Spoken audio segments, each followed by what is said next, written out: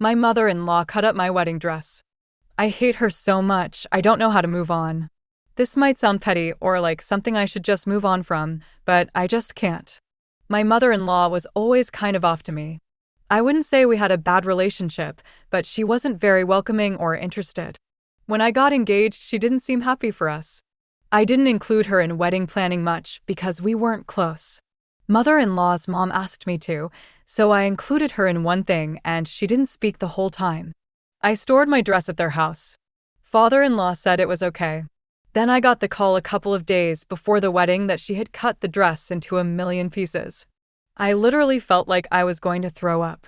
In my mind, no one could be that evil and the dress was fixable, so we went over there and no, she legit cut it into a million pieces. I really think if my husband didn't hold me back, I would have fought her. We still got married, but I had to wear a cheap replacement and I couldn't stop crying the entire morning, so it was ruined for me. Mother-in-law said she did it because she didn't get a wedding and because she never got her turn and nothing was ever about her. She didn't seem to feel bad. She seemed kind of in shock she had done it, but no remorse. Trigger warning, the day after she did it she attempted self-delete and was brought to the hospital. She got 30-day inpatient, and I don't know the details, but her dad was arrested because of something she said. Father-in-law was also taken in for questioning but released, and she filed for divorce the day she got out. Mother-in-law and I are pretty much no contact, but I occasionally see her at family events. She apologized once, but didn't seem sorry, and when my husband said he didn't want to talk to her, she didn't seem to care. She no longer talks to my husband or her daughter, but like I said, we see her occasionally, and I've heard she was in intense therapy for about a year. She just got engaged and the ring is huge and gorgeous. The guy seems perfect, and I am just so overwhelmed by how much I hate her and how angry I am. People keep saying it wasn't her fault, she was sick, but I'm at the point where I don't even care. Editor's note: the comments on this post are largely on OOP's side. This will not last. Update, date of post. I was shocked by how much the last post blew up and how much empathy I got. I thought a lot more people would say suck it up, it was only a dress. Truly thank you, and I am looking into booking a therapy appointment to talk about how much anger I have over this. A couple people pointed out that if I wanted to know why mother-in-law's dad had been arrested, I could look it up online. I wasn't aware of how easy it was to find that stuff, so my husband and I discussed it and we both wanted peace of mind. I looked it up and it was not what I was expecting at all. I'm not going to go into too many details because if someone recognizes this, it is not my story to tell, it is mother-in-law's, but pretty much she was forced and potentially sold into marrying father-in-law. We both immediately felt sick because we let father-in-law and mother-in-law's mom around our toddler son. We are still close to father-in-law and our son adores him. I really felt like for my son's sake I needed clarity. I asked the cousin mother-in-law was close to if she could convey to mother-in-law that we had some questions and wanted to talk. Mother-in-law has blocked us on everything and changed her number. I mentioned that I tried looking her up on social media and couldn't find her. The cousin told me it is because mother-in-law took her new husband's name, which I didn't know they were married, and her cousin started talking about how beautiful the wedding was. I had originally heard they were going to elope, but she said that was because mother-in-law thought it was tacky to have a wedding past 30, but he convinced her she should have that wedding she always wanted. It really did feel like a punch to the gut, and I know I have a lack of willpower, but when the cousin brought out her phone, I didn't stop her. I vowed it would be the last picture of her I ever looked at, and then seeing her in her white dress just really hit me that it isn't fair. I don't know what I expected. She modeled for a long time. She works in high-end fashion, but the wedding pictures were gorgeous, and it really pissed me off. Anyway, the cousin let me use her phone. I told mother-in-law what was going on and that I needed clarity and to know exact details of who was safe around my son. Mother-in-law agreed to meet up.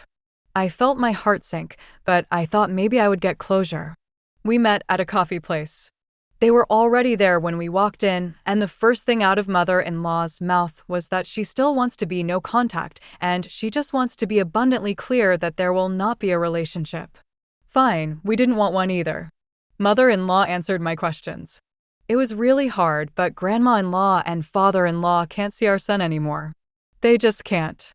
I don't think they are safe people, and mother-in-law provided evidence for the stuff she was saying, which honestly made me sad for her because I never doubted. Mother-in-law then brought up the wedding dress on her own. She said she snapped because it was another thing she was forced to pay for, and she was tired of working so hard so everyone else could have things she couldn't. She felt that we watched and aided in her abuse, which I don't think is fair because there were a lot of red flags, but a lot of stuff we didn't know about. Pretty much all of this abuse was a way to keep her under control so her parents and father-in-law could take her money, and mother-in-law did not want to pay for the things she did for her kids, such as weddings, cars, and a house for sister-in-law. She brought up that she never got her turn because she was drugged and sedated when she married father-in-law. She never got to do stuff like proms or birthday parties because of modeling, and she said cutting the dress was cathartic. My husband pretty much told her to shut up because he knew it was upsetting me. Mother-in-law's husband pointed out that we pulled up in a car she bought and said we are both pieces of crap for still driving it. Mother-in-law was quiet for a little while and just put her head down on him. It was super awkward, and I wanted to leave. Finally, her husband said that it is kind of funny because everyone got what they deserved. She finally got her wedding, and I know he was implying we got what we deserved. He asked if she wanted to go. She said yes and walked out without saying goodbye to my husband. On one hand, I understand that mother-in-law did not agree to have him and views him as something she was forced to do so her parents could control her money, but it makes me mad that she acts like he was a partner in this crime. We're going to have to cut a lot of people out. There are a lot of details I didn't share, and they just aren't safe people. What happened to mother-in-law is like something out of a horror movie. They all know but gaslit her for years. Honestly, I wish her the best in the sense that she deserves a life, and I know a lot of people are skeptical about the new husband, but he seemed very sincere.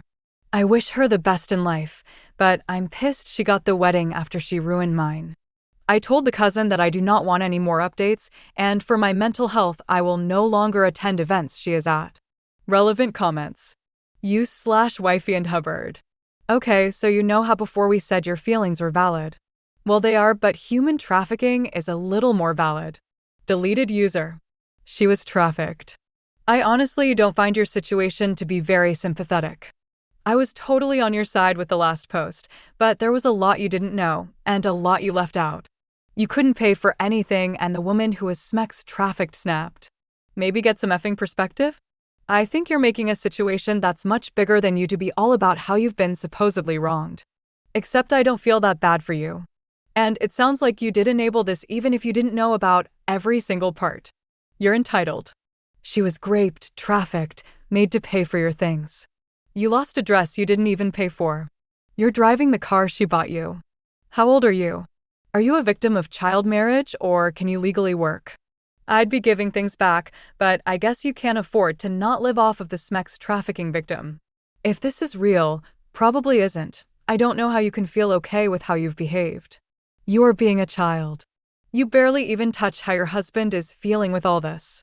But honestly, he doesn't seem that bothered, so maybe he's a bit like his dad, and you don't have much to talk about there. I'm so mad the Smex trafficking victim got her consensual wedding. She's a model, and I'm mad she looks pretty. Maybe you aren't old enough to work, in which case I take some of this back. Grow up. Your husband telling her to shut up is disgusting. Why can't you do your dream ceremony? Is she supposed to pay for it? You're too good for her, but not too good for all her stuff. You and your husband seem like awful, awful people. Good for her for leaving you two behind. Says a lot you'd want to go down the aisle in a dress from great money and then whine about not getting it. A normal human being would have been glad to not wear that dress. You should probably, get a job or something. I'm honestly happy your wedding was crap. It's not justice, but it's getting there.